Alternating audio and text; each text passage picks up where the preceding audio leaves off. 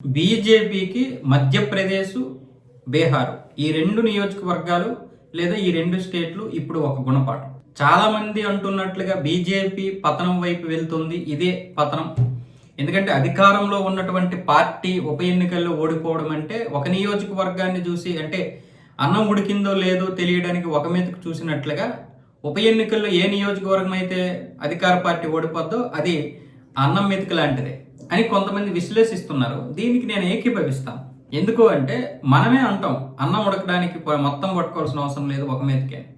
పైగా ఇక్కడ ఉప ఎన్నిక అంటే అధికార పార్టీనే గెలవాలి. అయితే ఇక్కడ బీజేపీ సంస్థాగతంగా వ్యవస్థాగతంగా లోపాలని సరిచేసుకుందా లేదా అంటే మధ్యప్రదేశ్, బీహార్లో చూసుకున్నట్లయితే మధ్యప్రదేశ్లో మోహన్ యాదవ్ యొక్క పరిపాలన బాగా ఉన్న వ్యవస్థాగతంగా చాలా లోపాలు ఉన్నాయి. మోహన్ యాదవ్ అంటే మామూలుగా మనకి జీహెచ్ఎంసీ లాగా ఎలా ఉందో అక్కడ మున్సిపాలిటీల్లో చాలా లోపాలు ఉన్నాయి. వాటిని సరిచేయాల్సినటువంటి బాధ్యత ఎవరిది? అక్కడ లోకల్గా ఉన్నటువంటి నాయకత్వందే. ప్రతిదీ కేంద్ర ప్రభుత్వం వచ్చి దూరిపోలేదు. ప్రతి దాన్ని పట్టించుకోవాల్సింది లోకల్గా ఉన్నటువంటి ముఖ్యమంత్రి, ఆయన కింద ఉన్నటువంటి మంత్రివర్గం. అక్కడ చాలా వరకు అవినీతి జరుగుతూ ఉంటుంది. ఎంతసేపు ఇందోర్ని పట్టుకుని వేలాడితే ఎట్లా? అదే ఇందోర్లో కలుషితమైనటువంటి నీరు కూడా చేరిపోయి ఎంతమంది పిల్లలు చనిపోయారు. అదే కాంగ్రెస్ అధికారంలో ఉంటే మనం దుమ్ము దులిపేమా? అలాగే దాని గురించి నేను వ్యతిరేకంగా వ్యక్తం చేశాను నా యొక్క అభిప్రాయాన్ని. మన మిత్రులు కూడా చాలా మంది దీని గురించి గట్టిగానే మాట్లాడారు. అలాగే బీహార్లో కూడా ఏదైతే బంకిం నియోజకవర్గం ఉందో, బంకింపూర్ నియోజకవర్గం, అక్కడ కూడా బీజేపీ చేసినటువంటి తప్పిదాలు చాలా ఉన్నాయి. అలాగే మనం ఏది చేసినా గెలిచేస్తాం అనుకోవడం కూడా కరెక్ట్ కాదు. ముఖ్యంగా అక్కడ సామ్రాట్ చౌదరి మీద విపరీతమైనటువంటి వ్యతిరేకత అయితే వ్యక్తం అవుతుంది. దీన్ని కూడా బీజేపీ అధినాయకత్వం చూడాలి. మార్పు చేయకపోయినా ఆయనకి ఇవ్వాల్సినటువంటి ఆదేశాలు ఇవ్వాలి. ఇది రేపు రాబోయేటటువంటి 7 రాష్ట్రాలైనటువంటి ఉత్తరప్రదేశ్తో కలిపి 7 రాష్ట్రాల ఎన్నికలు ఉన్నాయి కదా, ఈ ఎన్నికల మీద ఎఫెక్ట్ పడుతుంది.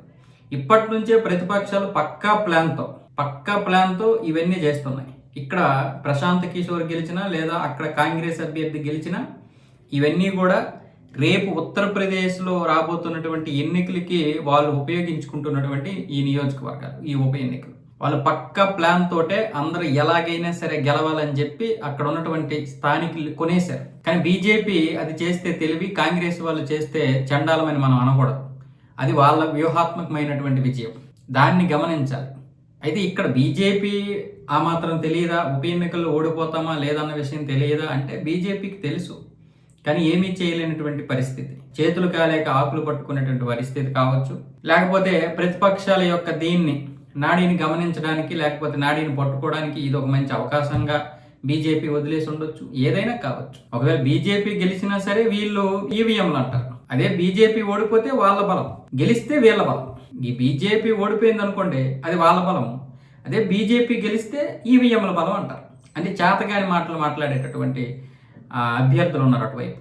సరే, దాని గురించి వదిలేద్దాం. ఇప్పుడు బీజేపీకి రేపు రాబోయేటటువంటి 7 రాష్ట్రాల యొక్క పరిస్థితి ఇప్పుడు చాలా కీలకం. ఇవన్నీ కూడా సంవత్సరం కాలం ఉంది, సంవత్సరం కూడా లేదు. కాబట్టి ఇప్పటి నుంచే ఉత్తరప్రదేశ్ ఎన్నికలకి సమాయత్తం అవ్వాలి. యోగిని దింపడానికి చాలా ప్రయత్నాలు చేస్తున్నారు. ఎందుకంటే రేపు భవిష్యత్ యోగి. బీజేపీ భవిష్యత్ ఎవరు అంటే యోగి. ఆయన్ని లేకుండా చేయాలి, ఆయనకి అధికారం దూరం చేయాలనేది చూస్తున్నారు.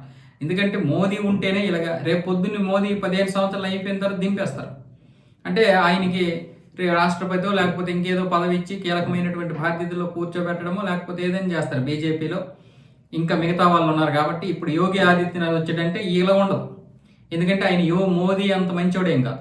ఎంత ప్రధానమంత్రి ఆయన్ని కంట్రోల్ చేసినా మోదీ అంత మంచోడైతే ఆయన కాదు. ఈ యొక్క యోగి ఆదిత్యనాథ్కి అమిత్ షా పొరపాటును తోడయ్యాడు అనుకోండి, అది లెక్కలు వేరే ఉంటాయి. ఆ లెక్కలు మారిపోతుంటాయి. అప్పుడు మనం సంవత్సరానికి ఒక 370 చూడొచ్చు. కాశ్మీర్లో ఉన్నటువంటి 370 రద్దు అయింది కదా, అలాంటిది మనం సంవత్సరానికి ఒకటి చూడొచ్చు. ఇప్పుడు మనం మామూలుగా ఎప్పుడుకో ఒకటి చూస్తాం కదా, అలా ఉండదు. కాబట్టి యోగిని రానివ్వకూడదు, మోదీని ఉంచకూడదు. అది ప్రతిపక్షాల యొక్క ప్లాన్.